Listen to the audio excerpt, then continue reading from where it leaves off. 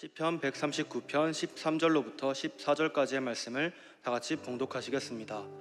주께서 내 내장을 지으시며 나의 모태에서 나를 만드셨나이다. 내가 주께 감사하옴은 나를 지으심이 심히 기묘하심이라. 주께서 하시는 일이 기이함을 내 영혼이 잘 아나이다. 아멘. 오늘 봉독해 주신 본문 말씀을 가지고 원초적 감사라는 제목으로 함께 은혜를 나누기를 원합니다. 한번 말씀의 제목을 따라해 보실까요? 원초적 감사. 우리는 지난 한 달 동안 11월 한 달 동안 감사라는 주제를 가지고 말씀의 은혜를 나눴어요. 첫 번째 우리는 누가복음의 말씀을 통해서 누가복음 17장에 예수님께 감사하러 다시 돌아왔던 나병 환자 중에 한 명의 나병 환자, 그 사마리아인에 대해서 그 말씀의 은혜를 나눴던 것 기억합니다. 그리고 지난주에 바로 전주에 시편의 말씀을 가지고 하나님께서 예배자를 불러 모으시고 그 예배자들을 신문하시고 심판하시고자 하시면서 우리가 진짜 드려야 될 감사의 예배가 무엇인지를 말씀을 통해 배워가는 시간을 가졌습니다. 여러분은 한 주 동안 이 감사에 대해서 묵상하시면서 어떻게 감사의 예배를 드리셨습니까? 오늘 예배 후에 셀 모임이 있지 않습니까? 꼭 셀 모임 가운데 한번 감사에 대해서 나눠보셨으면 좋겠어요. 저도 이번 한 달간 감사에 대해 묵상하는 시간들을 가졌습니다. 생각해 보니까요, 처음에 저도요, 상황과 환경 속에서 내가 인정할 수 있는 범위 내에서 감사를 올려드리다가 이 감사가 어느 순간 습관이 되다 보니까 정말 아무것도 아닌 것에 감사하기 시작하는 저의 모습을 발견했습니다. 그냥 아침에 일어나서 깨어 있을 수 있다는 것 감사, 그냥 숨 쉴 수 있어서 감사, 숨 쉴 수 있는 폐가 있어서 감사, 그 폐가 있어서 또 러닝을 할 수 있어서 감사, 이런 자그마한 것 하나하나를 찾다 보니까 감사가 계속 늘어나는 것을 보게 됩니다. 이런 감사를 어떤 단어로 표현해 볼까 고민하던 차에 문득 이 단어가 떠올라서 말씀의 제목을 원초적 감사라고 말씀을 시작했던 것이죠. 왜 원초적 감사일까요? 원초적이라고 하는 말은 한자어로 근원이 된다, 처음의 시작을 이야기한다는 뜻이 있습니다. 그래서 이 원초적 감사라는 표현은 가장 근본적인 감사를 찾아가는 여행이라고 말할 수 있다라는 것이죠. 다른 말로는 어떤 이유나 대가를 따지기 전에 가슴 깊숙한 우리 심연에 자연스럽게 우러나오는 순수한 감사의 형태가 바로 원초적 감사라고 이야기할 수 있을 것 같아요.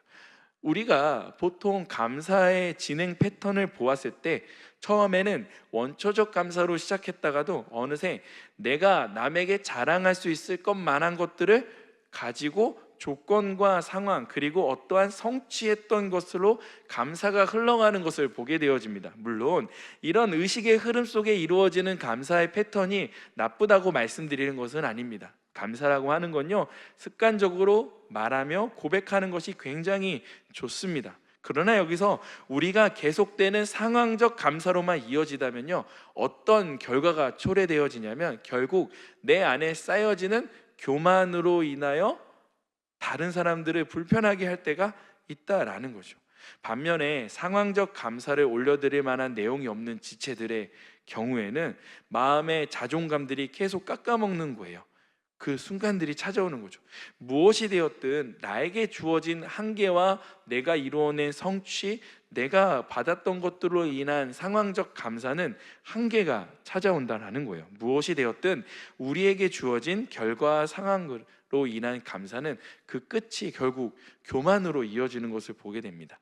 영원토록 감사해야 하는데, 범사에 감사해야 하는데 그렇게 되지 않을 때가 더 많이 있었어요. 그런 점에서 이 원초적 감사는 우리가 하는 상황적 감사를 존재하게 하는 뿌리가 되는 감사의 기초가 되는 것 같습니다.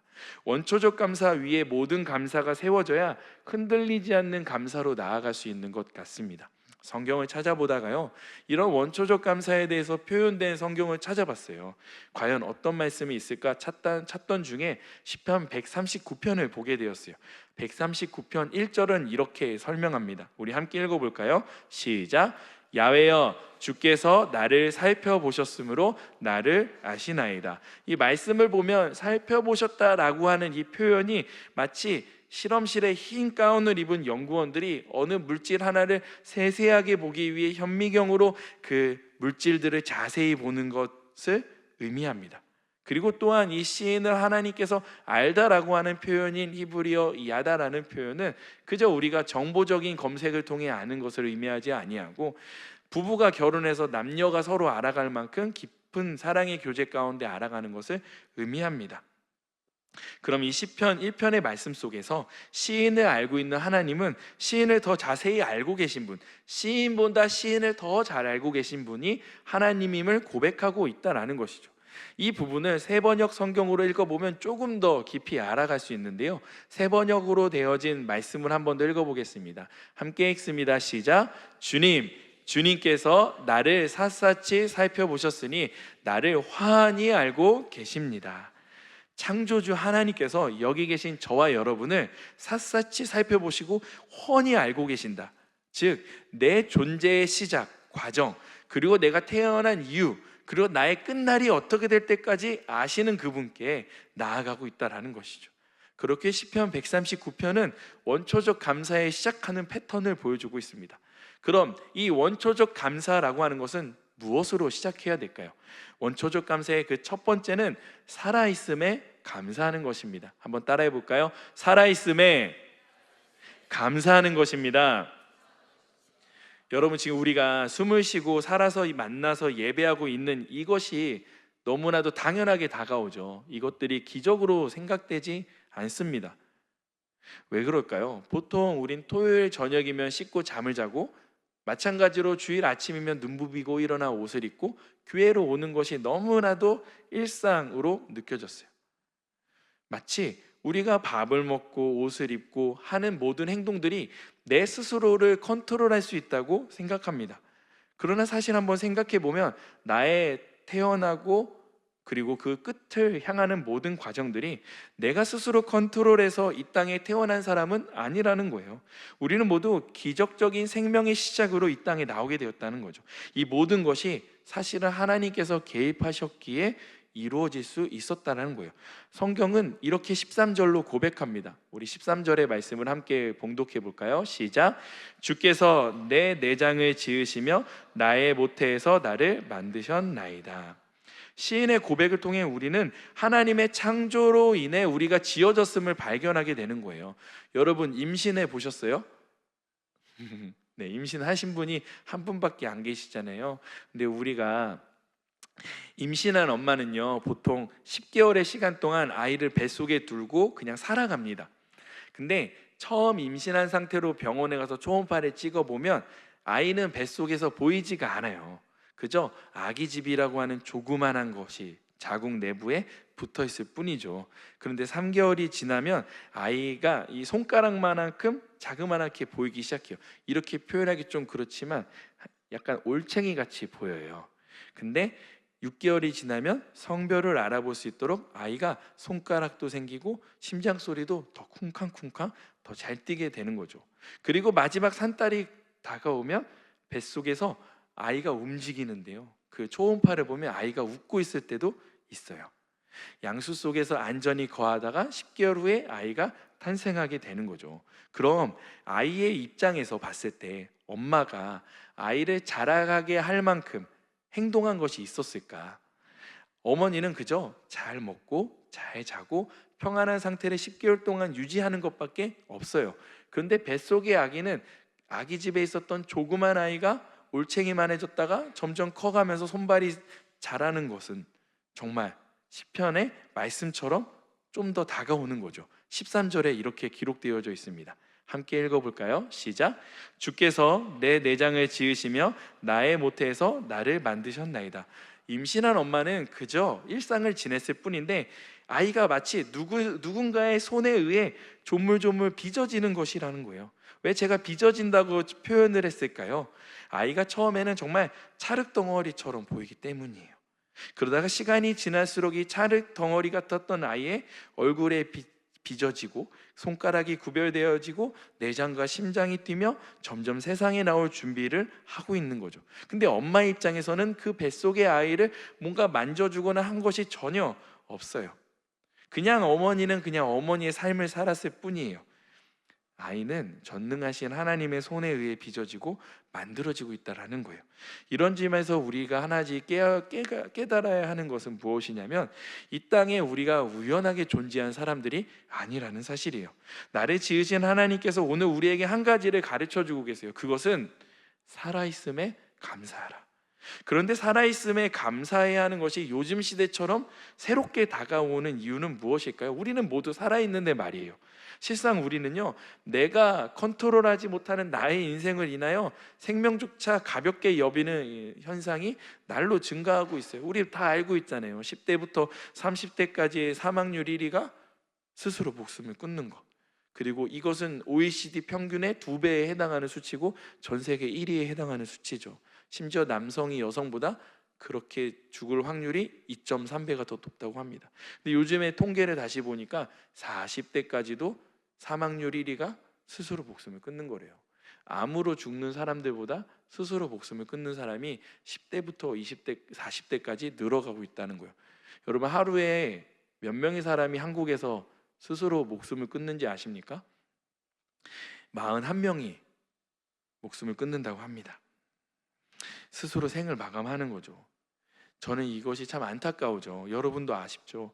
하나님의 주권에 대한 어찌 보면 도전이며 하나님이 지으신 창조의 계획의 상실을 또 의미하는 거죠.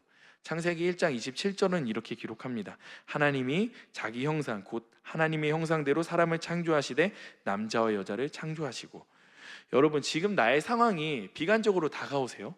나와 친한 사람들은 정말 취업도 나이스하게 잘 되고 결혼도 나이스하게 해서 기쁨이 넘치는 삶을 사는 것 같은데, 아직 나는 취업 준비 중이고 말하는 것조차, 가족에게 말하는 것조차 부담스러워하고 계십니까? 물질이 없어서 하루 벌어서 하루 알바하고 하루 버티듯이 하루를 견디며 살고 계십니까? 그렇다고 해서 여러분의 자존감까지 깎아먹지 마십시오. 여러분은 모두 하나님께서 지으신 존재이기 때문입니다. 혹시 물질이 없어서 밥을 먹는 것이 배고프신 분들은 저에게 따로 카톡을 해주세요. 제가 꼭 밥을 사드리도록 하겠습니다. 진짜로 좋습니다. 네, 와, 박수 칠 건 아니고 진짜 사줄게. 자, 우리는 하나님의 형상대로 지어진 존재예요. 그렇게 내 생명은 내가 컨트롤하고 내 마음대로 사용하는 것이 아니라 이 땅을 삶을 허락하신 하나님의 안에서 은혜로 살아가는 존재라는 거예요. 그렇게 우리 존재 자체를 바르게 여러분이 인식하셨으면 좋겠어요. 이 존재는 아무도 빼앗아갈 수 없기 때문이라는 거예요. 그리고 빼앗겨지지도 않습니다. 우리는 그저 아무에게나 만들어진 존재가 아닙니다. 천지를 창조하시고 전능하신 하나님의 그 손길로 지어진 존재라는 거예요. 그렇게 우리는 살아있는 우리의 주인은 바로 하나님이십니다. 시편 100편 3절에 이렇게 기록합니다. 야훼가 우리 하나님이신 줄 너희는 알지어다. 그는 우리를 지으시니요 우리는 그의 것이니 그의 백성으로 그의 기르시는 양이로다. 여러분, 우리는 이 시인의 고백처럼 하나님의 소유된 백성임을 믿으시기를 바랍니다. 그렇다면 우리 주인이신 하나님께서 오늘도 우리를 살게 하심으로 인하여 그 은혜로 이렇게 숨을 쉬고 예배할 수 있음에 감사할 수 있다는 것이죠. 우리의 삶에 반드시 회복되어져야 할 원초적 감사의 첫 번째는 살아있음에 감사해야 된다는 거예요. 이 사실을 고백했으면 좋겠습니다. 우리 이렇게 한번 고백해 볼까요? 하나님, 살아있음에 감사합니다. 하나님, 나를 지어주심에 감사합니다. 여러분, 아무리 이쁜 조화라고 해도요 향기는 나지 않습니다. 살아있기에 사람이 향기가 나는 거예요. 세상에서 가장 비싼 향수가 얼마인지 아십니까? 17억 6천만 원입니다. 그 이름이 이제 슈무크라는 향수인데, 아무리 값비싼 향수를 죽은 사람에게 뿌려도요 죽은 사람에게 나는 향기는 썩은 내밖에 나지 않습니다. 하지만 우리 모두는 살아있기에 그 값비싼 향수를 뿌리지 않아도 우리에게 나는 살아있는 생기의 향기가 난다는 사실이에요. 그렇기에 나는 진짜 귀한 존재임을 믿으시길 주님의 이름으로 축원드립니다. 우리 좌우 옆 사람에게 자고 있는 사람들은 깨우면서 이렇게 축복해 줄까요? 살아있어줘서 고마워. 저는 여러분들이 저와 함께 살아있어줘서 고마운 존재임을 믿습니다. 살아있음에 감사했다면 두 번째로 원초적 감사로 나아가야 할 감사의 기도는 이것입니다. 구원받았음에 감사하는 것입니다. 한번 따라해 볼까요? 구원받았음에 감사하는 것입니다. 이 살아있음에 감사하는 모습이 피조물로서 감사하는 표현이었다면, 구원받은 자의 감사는요, 자유인이 되었음에 감사하는 표현인 것이에요. 더 나아가서 살아있음에 감사하는 모습이 창조의 은혜에 감사하는 것이라면, 구원받은 자의 감사는 십자가의 은혜에 감사하는 것임을 고백합니다. 그렇다면 우리는 여기서 구원이라는 부분을 한 번 더 짚고 넘어갔으면 좋겠어요. 마치 우리는 구원을요, 고난이도 게임, 되게 힘든 끝판을 깰 수 없는 게임에 쉽게 그 게임의 결론을 얻을 수 있도록 도와주는 치트키처럼 구원을 생각할 때가 있다라는 거예요. 이 성경이 말하는 구원은요, 단지 우리가 게임을 쉽게 할 수 있는 편법적인 것이 아니라 내가 속한 서버를 완전히 옮겨버리는 사건과 같은 거예요. 우리가 발붙이고 있는 이 세상을 서버라고 한번 생각해 봅시다. 서버 아시죠? 서버. 네. 이 서버의 이름은 신서버예요. 신서버. 영어로 SIN. 죄 서버라고, 죄 서버. 한글로 죄로 이루어진 서버예요. 이 서버의 가장 치명적인 규칙은 다음과 같습니다. 서버의 모든 플레이어들은 태어날 때부터 죄 바이러스에 감염된 채로 서버에 들어가게 돼요. 아무리 좋은 장비로 플레이어들은 치장해도 절대 완치되지가 않습니다. 결국 이 바이러스의 최종 결말은 게임 오버, 영원한 단절인 것이죠. 이 서버 안에 존재하는 한 플레이어들은 결국 죽음이라는 결말과 엔딩으로 끝나게 되어져 있어요. 아무리 우리의 장비가 좋아지고 퀘스트를 열심히 깨도 이 결과는 바뀌어지지 않습니다. 그런데 이 서버의 관리자가 등장하며 플레이어를 구원으로 제안합니다. 그 관리자의 이름은 가시입니다. 관리자가 자신의 권한을 지저스에게, 아들이라는 자에게 부여합니다. 지저스는 관리자의 권한을 받아 이 서버에 보내지는 거죠. 지저스는 유일하게 바이러스에 감염되지 않은 채 깨끗한 플레이어로 게임에 등장하는 것이에요. 그런데 관리자 갓이 이 모든 플레이어들의 바이러스 데이터들을 전부 모아서 크로스라고 하는 곳에 넣기 시작합니다. 그러자 지저스가 이 크로스에 올라가더니 갑자기 파괴 버튼을 누르는 거예요. 그러자 모든 바이러스가 제거돼 버리는 거예요. 모든 플레이어는 더 이상 게임 오버로 향하지 않게 되어졌어요. 그러면 보통 이러한 게임에 과금이 있어야 되지만 결제 금액은 0원이라는 거예요. 왜냐하면 관리자가 자신의 권한을 부여한 지저스를 통해 해결했기 때문이에요. 근데 여기서 끝이 아닌 거예요. 서버의 관리자는 새로운 서버를 플레이어들에게 제공합니다. 그 서버의 이름은 킹덤입니다. 그곳의 모든 플레이어들은 과금과 레벨업을 위해 들어가는 것이 아니라 크로스에서 자기를 파괴한 지저스를 믿기만 하면 들어가게 되는 거예요. 우리가 구원에 대해서 너무 자주 듣다 보니까 제가 새로운 방법으로 한번 고민해 보다가 쓴 건데, 중요한 사실은 이 구원이라고 하는 것은 우리가 현실 속에서 힘든 과정들을 쉽게 빠져나가게 하는 그러한 치트키 같은 것이 아니라는 거예요. 구원은요, 멸망이 확정된 신 서버, 죽음의 서버에서 영원한 생명으로 보장되는 새로운 킹덤 서버로 옮겨지는 거예요. 우리에게는 이 킹덤에 들어갈 권한이 부여되어 있는 거예요. 이곳에 우리에게 남겨진 것은요, 이 킹덤 서버의 새로운 규칙이 뭐예요? 바로 예수 그리스도를 믿으면 들어가게 되는 거예요. 이 사건을, 이 이야기를 한 문장으로 정리하면 구원이라고 하는 것은요, 죽음의 서버에서 생명의 서버로 옮겨지는 것과 같습니다. 여러분과 제가 해야 될 것이 무엇이냐면요, 바로 십자가를 향한 영원한 감사로 나아가야 한다라는 거예요. 내 인생의 의미를 그동안 내가 만들어 간다고 여기진 않으셨습니까? 그렇게 인생을 살아오신 결과는 여러분 어떠셨어요? 그 길의 끝에는 공허함이 가득한 무거운 공기만 마주해 본 적이 있지 않으십니까? 왜 그럴까요? 우리의 인생의 의미는 내가 만들어 가는 것이 아니라 하나님께서 만들어 가시기 때문이에요. 잠언 16장 9절 말씀인데요, 제가 참 좋아하는 말씀이에요. 우리 함께 읽어볼까요? 시작. 사람이 마음으로 자기의 길을 계획할지라도 그의 걸음을 인도하시는 이는 야훼 신이라. 아멘. 우리의 모든 걸음을 인도하시는 분은 야훼 하나님이세요. 그분의 주권 아래에서 우리는 그 작은 선택들 하나하나로 만들어가는 삶을 가는 거예요. 그 작은 선택들을 주님과 닮아가기 위한 선택들로 채워가는 것이 바로 신앙생활이라는 거예요. 이 원초적 감사의 모습인 것이죠. 우리 한번 질문해 보기를 원해요. 그럼 나는 누구인가? 나라는 사람은 과연 어떻게 정의 내릴 수 있는가? 어떻게 나라는 사람을 정의 내릴 수 있지? 답은 이런 거예요. 나는 구원받은 하나님의 자녀입니다. 아멘이신가요? 에베소서 2장 8절은 이렇게 기록합니다. 함께 읽겠습니다.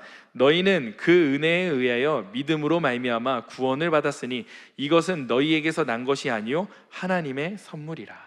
이 구원의 은혜는 그저 선물로 주신 것들 뿐이에요. 사실 우리의 신앙생활이 흔들리고 감사가 사라지는 원초적인 이유를 한번 돌이켜 봤을 때 바로 내 안에 구원의 기쁨을 상실했기 때문이라는 거예요.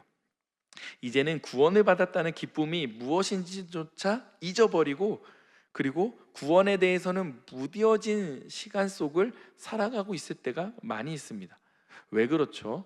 우리가 지금 살고 있는 시대에는 십자가가 질비하고요, 그리고 교회가 마음에 들지 않으면 다른 교회를 가도 환영받기 때문이에요.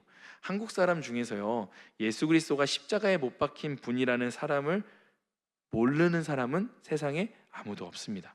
그렇다 보면 교회, 십자가, 구원이라는 이 단어들이 너무나도 당연하게 들려질 만큼 일반적인 단어가 되어버린 거예요. 그러다 보니 구원에 대한 소중함과 감사가 상실되어지는 것이 어찌 보면 우리가 사는 시대 속에서 잘 지켜내지 않으면 당연하게 잊어버리게 되는 것 같아요. 그럼 어떻게 해야 될까? 처음으로 돌아가야 돼요. 로마서 5장 8절은 이렇게 기록합니다. 우리 함께 읽겠습니다. 시작. 우리가 아직 죄인 되었을 때 그리스도께서 우리를 위하여 죽으심으로 하나님께서 우리에 대한 자기의 사랑을 확증하셨느니라. 우리가 이 로마서의 말씀처럼 원초적 죄인이었음을 다시 자각하는 것으로 바로 출발할 수 있다라고 하는 거예요. 죄로 인해 우리는 모두 법정에서 사형 선고를 받을 수밖에 없는 존재였어요. 하나님의 사랑의 결과로 죄값을 대신 그리스도께서 받아내 주셨어요. 우리는 어떠한 돈을 지불한 적도 없고 낼 수 있는 돈도 없는 존재였는데 하나님이 자기의 아들의 생명의 값으로 다 갚아주신 거예요. 우리가 괜찮아서 구원을 받은 것이 아니에요. 내가 좋은 직장을 다녀서 구원받은 것이 아니에요. 내가 신앙생활을 잘해서 구원받은 것이 아니에요. 내가 주일 예배를 한 번도 빠지지 않아서 구원받은 것이 아니에요. 로마서 5장 8절은 뭐라고 기록합니까? 내가 아직 죄인 되었을 때. 이것이 구원의 은혜라고 하는 거예요. 아무 조건 없이 죄인인 우리를 의인으로 삼아준 것이 놀라운 기적인 거예요. 여러분, 살아있음에 감사하십니까? 이제는 구원받았음에 감사하시기를 주님의 이름으로 축복합니다. 우리 이렇게 한번 고백해 봤으면 좋겠습니다. 주님, 날 구원해 주심에 감사합니다. 그럼 우리가 살아있음에 감사하고 구원받았음에 감사했다면 사실 이 두 가지 감사가 사실 끝이에요. 근데 여기서 원초적 감사의 마지막 세 번째 모습이 있습니다. 세 번째 모습, 바로 그럼에도 불구하고 감사하는 것입니다. 우리 한번 따라해 볼까요? 그럼에도 불구하고 감사하는 것입니다. 남유다가 멸망하기 전에 마지막에 살았던 선지자가 하박국이라는 선지자가 있었어요. 그 당시에 예루살렘의 성곽의 밖과 안은 이미 무너진 상태였고 더 이상 희망이 없는 상황이었죠. 그때 하박국 선지자가 이렇게 하나님께 소리치면서 고백합니다. 하박국 1장 2절입니다. 함께 읽습니다. 야훼여, 내가 부르짖어도 주께서 듣지 아니하시니 어느 때까지리이까? 내가 강포로 말미암아 외쳐도 주께서 구원하지 아니하시나이다. 하박국이 눈으로 보아도요, 현실은 굉장히 부조리한 것들 뿐이었어요. 부조리했다고요. 우리의 현실과 같은 거죠. 공정하지 못한 취업 경제, 부동산의 문제로 무너지는 우리의 인생과 꿈, 뉴스에서 쏟아지는 불의와 비리로 인해 우리 안에 이러한 의문과 질문들이 쏟아집니다. 왜 하나님은 이 세상을 고치지 않으시지? 이러한 질문들로 인해 우리의 마음에 있었던 원초적 감사가 사라지기까지 시작합니다. 하박국의 이러한 질문 앞에 하나님께서요, 바벨론을 사용하시겠다 말씀하십니다. 하나님은 내부의 심각한 부패를 더 심판하시기 위해 외부에 포악한 그 나라의 악의 세력을 바벨론을 통해 심판하시겠다고 말씀하세요. 악을 없애기 위해 더 악한 자를 사용하시는 하나님이 이해가 되지 않는 하박국은 충격에 빠집니다. 그래서 그는 논리적으로 하나님께 이렇게 따져요. 하박국 1장 13절 함께 읽겠습니다. 시작. 주께서는 눈이 정결하심으로 악을 참아 보지 못하시며 패역을 참아 보지 못하시거늘 어찌하여 거짓된 자들을 방관하시며 악인이 자기보다 의로운 사람을 삼키는데도 잠잠하시나이까? 쉽게 얘기하면 하나님 눈이 있으세요? 하나님 눈 뜨고 지금 이 세상 보고 계신 거 맞으시죠? 하나님 내부적인 문제도 문제인데 더 악한 바벨론을 통해 우리의 인생을 맡기신다고요? 이 계획이 과연 공정하고 의로우신 하나님 맞으십니까? 그 질문 앞에 하나님이 이렇게 답변하시는 거예요. 하박국서 2장 4절에 한 번 더 읽어보겠습니다. 시작. 보라 그의 마음은 교만하여 그 속에서 정직하지 못하나 의인은 그의 믿음으로 말미암아 살리라. 교만한 자인 이 바벨론은 그 악함에 도취되어 결국 그 나라는 멸망할 것이고 당장 현실이 이해되지 않고 답답하고 부조리가 보인 것 같아도 하나님은 그분의 계획과 선하심은 믿는 그 믿음을 가진 그 사람을 통해 이루어져 갈 것이다 라고 말씀합니다. 이 말씀 앞에 상상을 초월하는 하박국의 고백에 감사를 보게 됩니다. 하박국서 3장 17절에서 18절 우리 함께 고백해 볼까요? 시작. 비록 무화과 나무가 무성하지 못하며 포도나무에 열매가 없으며 감람나무에 소출이 없으며 밭에 먹을 것이 없으며 우리의 양이 없으며 외양간에 소가 없을지라도 나는 야훼로 말미암아 즐거워하며 나의 구원의 하나님으로 말미암아 기뻐하리로다. 여러분 이 말씀을 우리의 상황으로 한번 바꾸어서 한번 이야기해 볼까요? 비록 내 원서가 1차에서 합격하지 못하고 미래가 불투명하고 내 통장의 잔고가 제로가 되고 이러한 나를 바라보는 가족의 시선에도 부족하고 불편해 보여도 나는 그럼에도 불구하고 감사할 것입니다 라고 표현하는 거예요. 여러분 이것이 우리가 원초적 감사의 이 긴 빌드업을 통해 찾고자 했던 감사의 답인 거예요. 하박국은요 상황적 감사가 아닌 존재적 감사로 나아가며 구원의 하나님으로 인하여 감사하고 있다는 거예요. 그러면서 그는 이렇게 18절에서 19절로 고백합니다. 우리 함께 읽겠습니다. 시작. 나는 야훼로 말미암아 즐거워하며 나의 구원의 하나님으로 말미암아 기뻐하리로다. 주 야훼는 나의 힘이시라. 나의 발을 사슴과 같게 하사 나를 나의 높은 곳으로 다니게 하시리로다. 그는 하나님은 나의 힘이시다라는 이 사실만으로도 지금 자신에게 당면한 고난의 문제를 이겨낼 힘을 얻고 있다라는 거예요. 그럼에도 불구하고 감사하는 힘의 원천을 찾은 것이죠. 제가 교구에서 사역을 할 때 금요일 오후 5시에 총무 권사님에게 전화가 옵니다.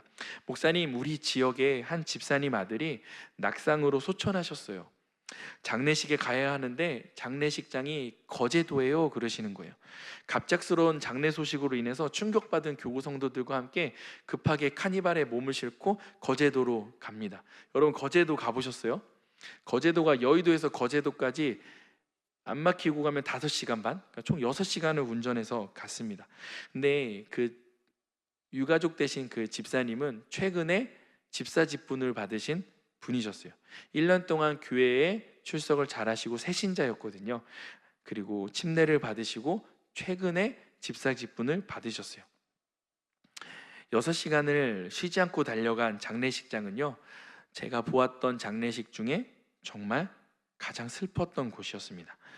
말할 수 없는 슬픔 앞에 무너져 내린 가족들의 유가족의 모습, 자녀들의 모습을 보는 순간 저는 아무 말도 하지 못하고 그저 울었습니다. 처음으로 설교를 하지 못하고 그냥 울다가 왔던 장례였던 것 같습니다. 심지어 그 소천하신 그 아들분은 노동자여서 회사에서 산재 처리를 해주지 않기 위해 애를 쓰고 있었던 상황이었어요. 아들을 잃은 슬픔도 가시지 않은 상황 속에서 회사 측의 반대로 장례 절차도 잘 진행되지 않는 상황이었습니다. 저와 성도님들은 집사님과 유가족을 위로한 후 다시 서울로 6시간을 운전해서 다시 돌아왔어요.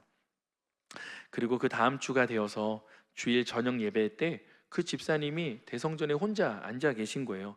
저는 깜짝 놀랐어요. 장례가 끝난 지 며칠 되지도 않았을 텐데 그 연세가 많으신 집사님이 그곳에 나와 힘든 몸을 가지고 교회 의자에 앉아 계셨기 때문이에요. 그래서 저는 그 집사님께 안부를 물었습니다. 집사님, 괜찮으세요? 그러자 집사님이 저에게 이렇게 얘기했어요. 되게 꾸역꾸역 참아가면서 이렇게 얘기하셨어요. 목사님, 아들의 얼굴을 보았는데 높은 데서 떨어진 사람이라고 생각하기 어려울 만큼 얼굴이 환했어요. 목사님, 우리 아들 천국 간 거 맞죠? 저는 하나님께 감사해요. 목사님, 저 울지 않을 거예요. 저는 순복음의 집사잖아요. 예배 전에 성도님의 그 말에 저는 그냥 성도님과 그 자리에서 한참을 울었던 것 같아요. 세상이 말할 수 없는 그러한 감사가 전혀 없는 상황 속에서 그럼에도 불구하고 감사하고 있는 그 집사님의 고백에 저는 아직도 그 말씀이 귓가에 맴돕니다. 가끔 그 집사님을 보시면 그 집사님이 그 아들이 저와 닮았다고 그 집사님은 저를 꼭 안고 함께 울거든요. 그러면서 이야기하시더라고요. 목사님 보면 아들이 생각난다고, 그리고 목사님 저 씩씩하게 잘 살고 있다고, 감사하게 살고 있다고. 여러분, 우리 하나님은요, 우리의 눈물도 이렇게 기억하시는 것 같아요. 그리고 그 눈물 위에 피어나게 하는 감사가 어찌 보면 우리 안에 우러나오는 진짜 감사가 아닌가 싶습니다. 여러분, 원초적 감사라는 것은요, 살아있음에 감사하는 거고, 구원받았음에 감사하는 거고, 마지막으로는 그럼에도 불구하고 감사하는 모습인 것 같아요. 오늘 여러분은 어떤 마음으로 이 자리 가운데 감사를 가지고 오셨습니까? 오늘 여러분과 저의 3번 아멘을 할 거거든요. 딱 3번 아멘을 할 건데, 이 3번의 아멘의 고백으로 예배를 마치기를 원합니다. 제가 여러분들에게 3가지의 질문을 드릴 거예요. 같이 아멘으로 화답해 주기를 부탁드립니다. 자, 첫 번째 질문입니다. 여러분, 살아있는 것 자체가 은혜이심을 믿으십니까? 두 번째 질문입니다. 여러분, 구원받았다는 사실이 내 인생의 전부이십니까? 그럼 3번째 질문이에요. 그렇다면 나의 상황과 환경과 상관없이 그럼에도 불구하고 감사하시겠습니까? 우리가 이 아멘으로 화답한 고백이 앞으로 우리가 드려질 원초적 감사의 시작이 되시기를 주님의 이름으로 축원드립니다. 기도하겠습니다. 사랑의 하나님, 우리의 삶에 진정한 감사의 고백이 들려지기를 원합니다. 상황적 감사가 아니라 그저 내가 호흡하고 살아있음에 감사하고 나를 구원하신 십자가로 말미암아 감사하며 그 모든 것들을 통해 그럼에도 감사할 수 있는 믿음의 실력자들이 되어지게 하여 주시옵소서. 그래야 나의 신앙의 생활들이 더욱더 넘치는 감사로 주님 앞에 올려질 수 있는 귀한 저와 클레마의 지체들 되어지게 하여 주옵소서. 이 모든 말씀 살아계신 우리 주 예수 그리스도의 이름으로 축복하며 기도합니다. 우리 함께 자리에서 일어나서 이 찬양의 고백을 함께 올려드렸으면 좋겠습니다. 날 구하신 주 감사, 이 고백을 함께 올려드립니다. 날 구원하신 주 감사, 모든 것 주심 감사, 지난 추억이 내 감사, 주 내 곁에 계시네. 향기로운 봄철의 감사, 외로운 가을날 감사, 사라진 눈물도 감사, 나의 영혼 강하네. 날 구하신 주, 날 구원하신 주 감사, 모든 것 주신 감사, 지난 추억이 내 감사, 주 내 곁에 계신 향기로운 봄철에, 향기로운 봄철에 감사, 외로운 가을날 감사,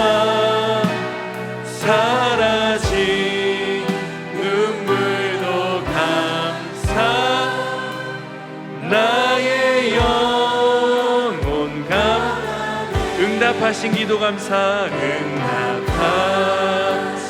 기도 감사 거절하신 것 감사 헤쳐나오픈 난 감사 모든 것 채우시 아픔과 기쁨도 감사 절망 중 위로 감사 측량 못할 은혜 감사 크신 사랑 우리 길가에 장미꽃 감사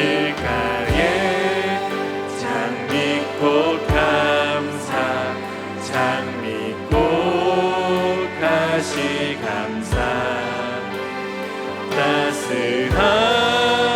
따스한 가정 희망 주신 것 감사 기쁨과 슬픔도 감사 하늘 평안을 감사 내일의 희망을 감사 영원토 기쁨과 슬픔도 감사 기쁨과 슬픔도 감사 하늘 평안을 감사 내일의 희망을 감사 영원토록 감사 하나님 이 시간 우리가 감사를 회복하기를 원합니다. 진정한 감사로 나아가게 하여 주시옵소서. 그럼에도 불구하고 주님께 감사하게 하여 주시옵소서. 잃어버렸던 감사를 되찾게 하여 주시옵소서. 주님의 이름 세 번에 치시기며 함께 통성으로 기도하겠습니다. 주여 주여.